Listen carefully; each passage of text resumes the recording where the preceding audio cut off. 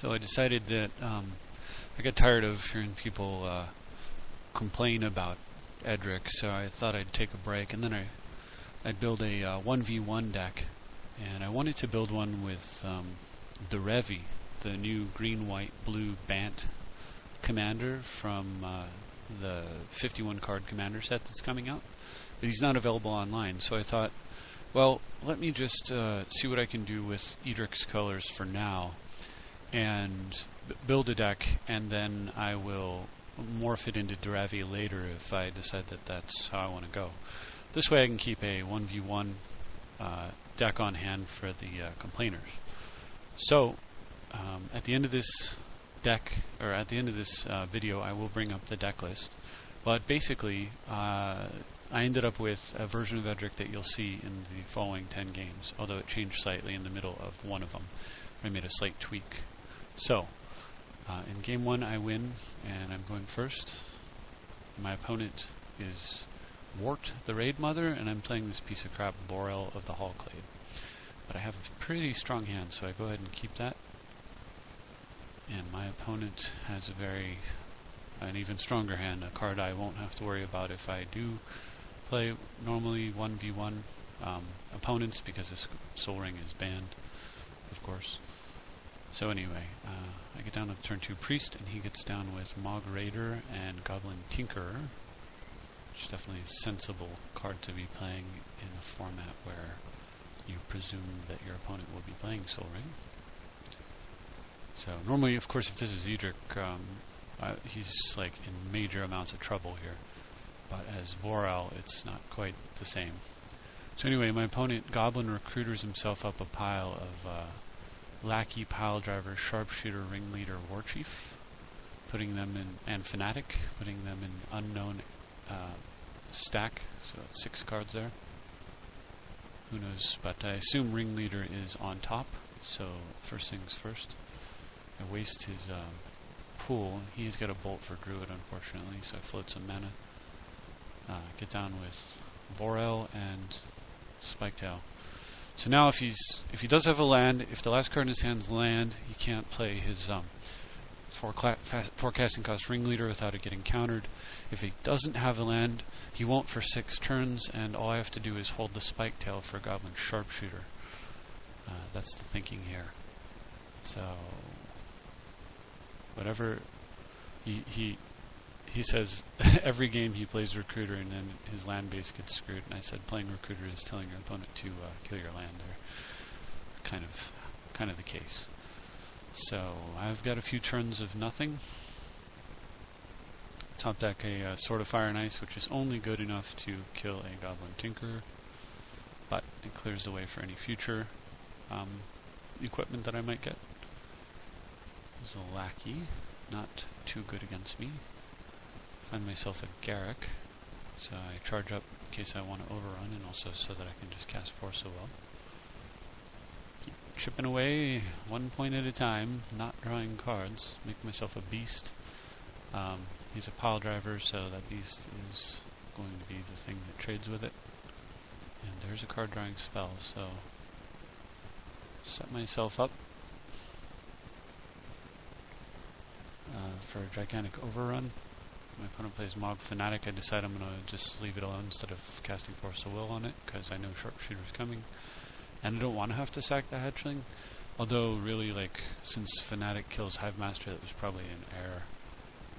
Fortunately, he just pings Garrick, so I can't overrun him. Pretty terrible there. So I play Bloom Tender, Earthcraft. Now I have, unbelievable amounts of mana. Skull Clamp, so we can make an unbelievable amounts of cards, and he gives up. I'm going to have to move through these games a lot quicker. So next opponent, I'm on the top. This time he's playing... well, that's weird. Sorry, that was from yesterday. Okay. Next opponent. I must have clicked on the wrong game? I don't know. Anyway, next opponent was... Animar here.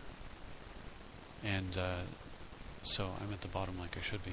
Anyway, he's going first. When I play first turn Fetch and Arbor, Second turn, Vorel, which seems good. I thought I would just ramp into Biden, but he does all that stuff, so I ramp into opposition and tap down his blue. I don't actually care about 7 damage. I just want to keep him off his mana. Excuse me. So play Sword of Feast and Famine. Hit, equip Vorel, and follow up with shifting it over to the Arbor, which then taps down Simic. Although I could block, again, I just want to keep his mana suppressed. Take some more damage. It's all pointless. So I play Biden, which is great. Now, an Arbor with a Sword of Feast and Famine basically has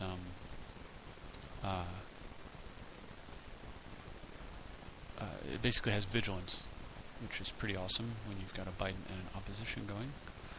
So go ahead and just fetch myself up a Mystical Tutor, pass the turn, tapping down his land again, taking another pointless 7 damage, don't care at all.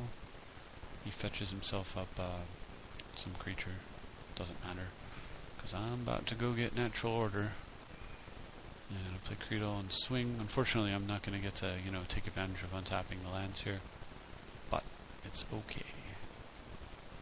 So he dies for the cause, and I go get not Terastodon. I go get Deranged Hermit, and now lock down everything that he's got. And he gives up. So this guy here, One Who Sees, is playing Lazav. And I decided to keep because I've got Natural Order in my hand, and it's an instant win button. And that's the kind of things I want in a hand, especially a weaker version of the Edric deck. Missing a land drop there is a little bit painful, but at least I have an elf. Not. But I hit a land drop here, so it's okay. I'm gonna get my Misty. Play my land equip, because I don't want to just cast Natural Order and run it into a counter, so I'm just going to start in with Jite since I've got a Unified Will backing it up. He plays pointless Leyline, and that is all I need to win. So I get some more counters and sack the Witness. Edging Trust. Boom, boom, boom. He gives up. So, this guy here playing Krenko, and there is a Natural Order with a Rofellos, so I keep. Actually, I mulliganed into that. Not sure what the first hand was, so he plays a Goblin Recruiter. It's kind of weird, and seeing that card show up a lot against these players here. And a Sol Ring comes down with a Krenko, but I draw a Forest, and thanks to the power of Rofellos, I'm able to tap for 7, snap Krenko with 2 floating, untap 2 lands, and Natural Order away Rofellos into Terast, and triple thumping his mana gets me the game. So, Vorel is facing down Aurelia, and I think this is probably a keeper since I have Mystical Tutor for, of course, Natural Order. Or you would think. But this time I go get Zenith because my hand is good, so I just want to curve correctly. So I go ahead and just ramp into Draga. And luckily top deck a land there and put Squirrel Nest down on Forest. So the idea here is that I've got Garruk, so and I've got Jite, so all I want to do is victory through the power of the cards in my hand. So I didn't need to worry about saving Mystical Tutor for anything other than accelerating. And I top deck Craft, so I start demonstrating the combo to him, which was a mistake. I should have attacked first. I should have GT'd and then attacked first. And after demonstrating the combo, he says if he doesn't draw his out, he'll win. I don't know what his out could be. The only thing I can think of is the 6 casting cost white spell that destroys all non-land permanents would probably be the only out, since I couldn't make creatures in response and have it matter. I suppose there's 1 or 2 others. Perhaps Cataclysm would have gotten him out of it there. So, yeah. Very, very little, though. Anyway, so this guy's playing Kalia of the Vast, and I don't have Mystical Tutor or Natural Order in this hand. I'm just going to have to march a scroll for Mystical Tutor, which means that I can now go get Natural Order. Wonder's no longer in the deck, by the way. This was a filler card for a little bit. So I play Vorel in anticipation of, setting up the Mystical Tutor play. But since he kills it, I just play Garrick. So now I can Garrick for Garrick to make a guy and then tap 4 mana and Natural Order. However, I need a chance to Mystical Tutor, and he's attacking my mana, so I have to stop that. So instead, I just go ahead and Bribery him. I have all these different interesting choices, and I select Avacyn, so all my permanents are indestructible, making it a lot easier to deal with whatever he might do. And he does that, so in a turn I Mystical for Natural Order. However, I have a problem, which is that I can't Natural Order. I can't produce a guy and cast Natural Order and Treachery his guy. So I'm going to have to use Garrick one more time, put some mana and Treachery his guy. I'll get one floating. And then transmute and get a Sylvan. And get down with Sylvan and say go. Treachery is indestructible. All this stuff's indestructible, so there's very little he could do here. I mean, if he Terminused or tucked like all creatures, he loses his commander here. The best thing he could have done was make me discard my hand. But he is apparently unable to do that, so create a beast and trust it on him. Out of the game. So this person, Jack 9. See, I think the French list, it's great and all, but it has some serious holes, and leaving Natural Order in the legal format just seems a little bit ridiculous, especially Gaia's Cradle and a few other cards. Anyway, this guy is also playing Kalia the Vast, so I've got a crazy start here. I actually have taken Mox Diamond out for now. I'll probably be putting it back in. I don't know. I'm still trying to figure it out, because the thing about cards like this and Chrome Mox is that without access to easy refill via Edric, it's a lot, while it's fast, it's a lot riskier. I mean, would this hand have been much worse if I had done all this stuff one turn later? Probably not. Anyway, I dealt my hand and hit him for a point. You can't play his commander though, because I have 2 islands and shackles. So now I'm able to fetch for Cradle. There's no point getting a wasteland here. I'm not gonna. There's no Crucible in the format. I'm not gonna be recurring Disruption, and it's better for me to just focus on development. He goes for a block, and I just let it. Force of Will's no point in Force of Willing that when I can just draw another island and take it. He swings though, and I thought about Force of Willing here, but at the same time, it's like I could always just muddle snap it and then hard counter it and draw a card to replace the snap and set him back a whole turn, set him back a whole 10 mana. Having cast it now and then having to cast it again only for it to be countered. So I let it go, and it turns out I have better options. So I put a land on top, play Oracle, play a land off the top, get lucky and hit another land, play that off the top as well, and then just clone his Baneslayer Angel and slide that sword over to it with a counterspell ready to go, plus the Force of Will. I get the Muddle or the Force, and a counter hiding on top. Still don't have a third land yet, but that's fixed. And so I swing in, he blocks this way, and I first strike the Restoration Angel down so that Baneslayer is going to do first strike damage to my guy. So if I first strike Baneslayer down, it'll die, but then regular damage will still happen. My guy will die too. By first striking the Restoration Angel, it'll die. His Baneslayer will live, but so will mine, and that seems good for me, so I do that. And then I play Tragon, especially considering that I've got a Treachery on top for his Baneslayer Angel next turn, and 3 counterspells in my hand. He gives up. So next opponent, Sylvan Library is another one of those cards. It's just like, you're going to ban Necropotence, which you should do. Not ban Sylvan? Crazy. Anyway, there's a clear bias towards green in 1v1 ban list, leaving guys, Cradle, Sylvan Library, Natural Order, Pod, like Edric's still legal. Look at this. This is the 1v1 list, but I've got an Edric.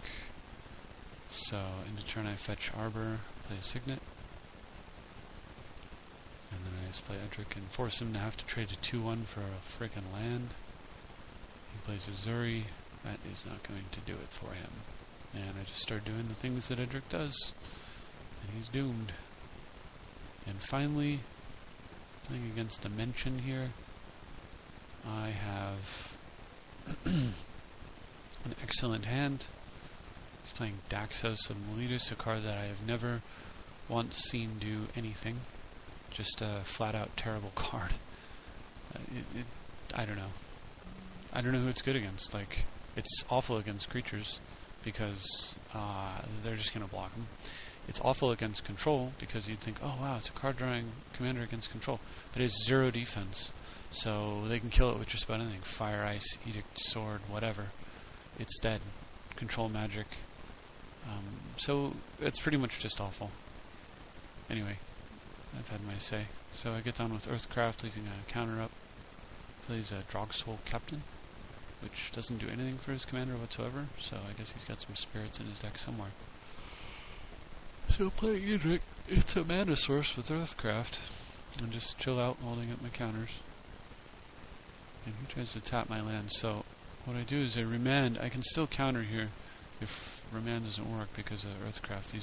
Everything is a Bird of Paradise in my deck, so whenever you see a creature untapped, it's basically a Bird of Paradise now. And I remand right into a counter, which is even better. And Rising Water shows up. So first things first, start using my little guys to produce Strange Hermit, who costs 0 mana because it's 5 to cast, and then he untaps 5 lands, 5 instant usable Bird of Paradises.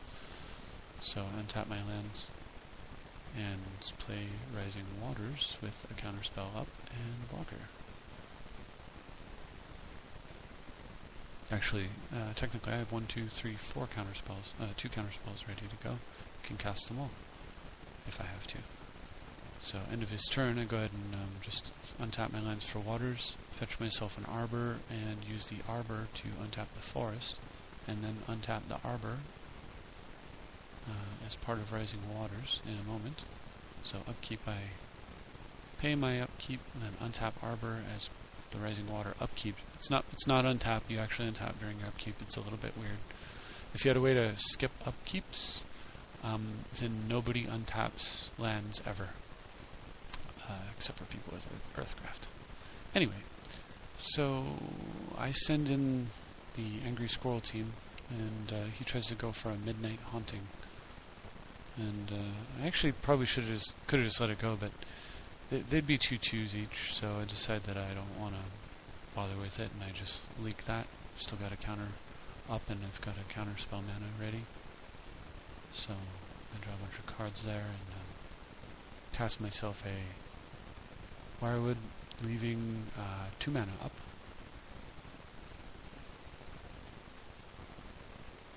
So into turn, I go ahead and just untap those 2, and draw a Garrick. So I'm able to play Garrick, untap my Arbor, and now the only thing I have tapped are basics, which I can untap at will, so that's good stuff. And then he plays Wing Shards, so he's going to get a copy of that. It's a card I used to really love, especially as it's actually a really great sideboard card where you can Cunning Wish for it. That used to be a fantastic play, guaranteeing 2 cards more if they cast prior to attacking. But it's also super old school, and you don't get to play the wishes in this format, so it doesn't really matter. Anyway, I just let him have his. He's going to eat 2 squirrels, and I'm going to draw 2 cards anyways. Really doesn't matter to me. I go ahead and untap a forest, cast a bird, which is 0 mana basically because he immediately is usable with Earthcraft. Cast myself a witness and pick up another counterspell, and I've got 1, 2, 3, 4 mana left thanks to the craft. And I'm also threatening a gigantic over on 1, 2, 3, 4, 5, 6, 7, 8, 9, 10, 11, 33 plus points of damage coming his way. So his best play probably would be to attack Garrick there. But, I mean, how is that a winning scenario? He's going to get 1 mana, he's going to attack Garrick, and then at the end of his turn I'm going to untap, 2 more lands, dump them, and then 1 more on my turn, and then even if he doesn't kill, he's not going to kill Garrick right there. Obviously, he's doomed. I'm just going to draw a billion cards. Now, all of my elves at this point with Wirewood out, if I spend 1 mana to cast a Land War Elf, I get both the elf and a token. Those two tokens will untap 2 lands, so I actually spent 1 mana to make 2. So this guy turns all these guys into mana producers, like little mini soul rings, basically. Spend 1, get 2.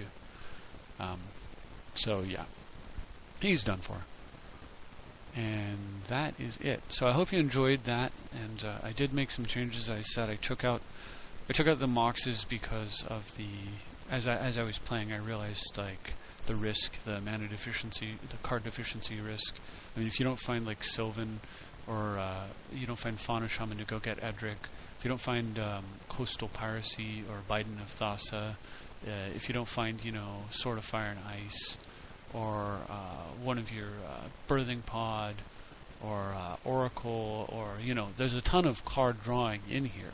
But if you don't find it, and it's early game and stuff, and you have these moxes, I think it probably is going to suck. Of the two, the one that's most likely to come back in is Mox Diamond, since it throws away land, not a spell. But without Crucible, Mox Diamond's a bit worse. So who knows? We'll see. Anyway, what I did was, taking those 2 out, I put in Everflowing Chalice and Grim. Everflowing Chalice is the one and only card that Vorel can actually use. It doubles the number of counters on target, so you can double the counters on a Chalice, which would probably get completely out of hand in short order. I figured, might as well, right? And then Grim is in here, taking the place of Mana Vault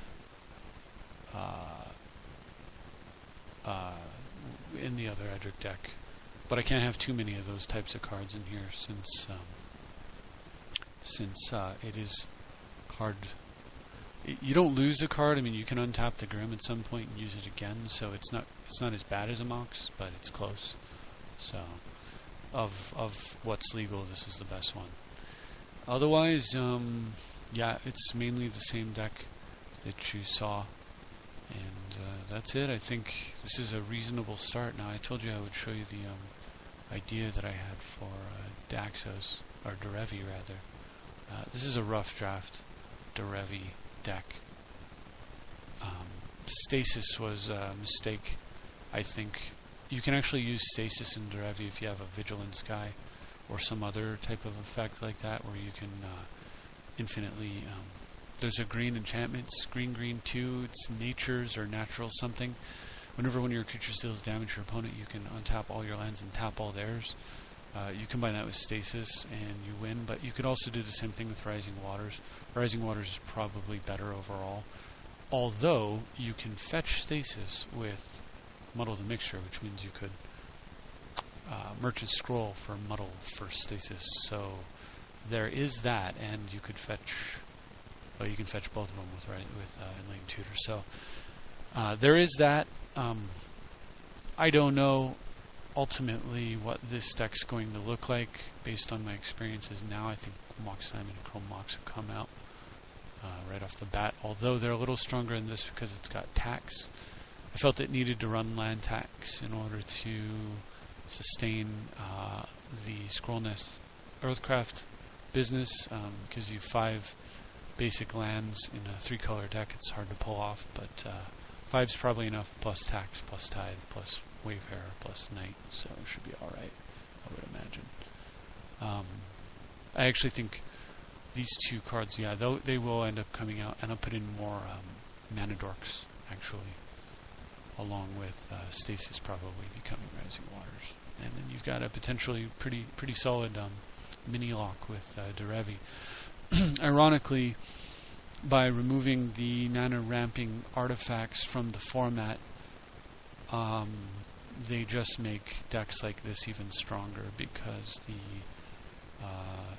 blue decks that would compete using mana ramp or the red artifact ramp decks that would normally compete and give this deck a challenge have a very difficult time even existing. They have their legs knocked out from under them, while this deck, on the other hand, gets all of its tools and barely, I mean, I lose Soul Ring, so what?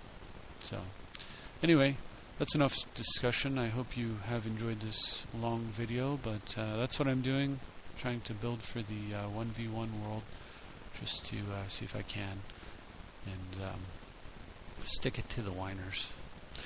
Thanks for watching. I'll see you next time.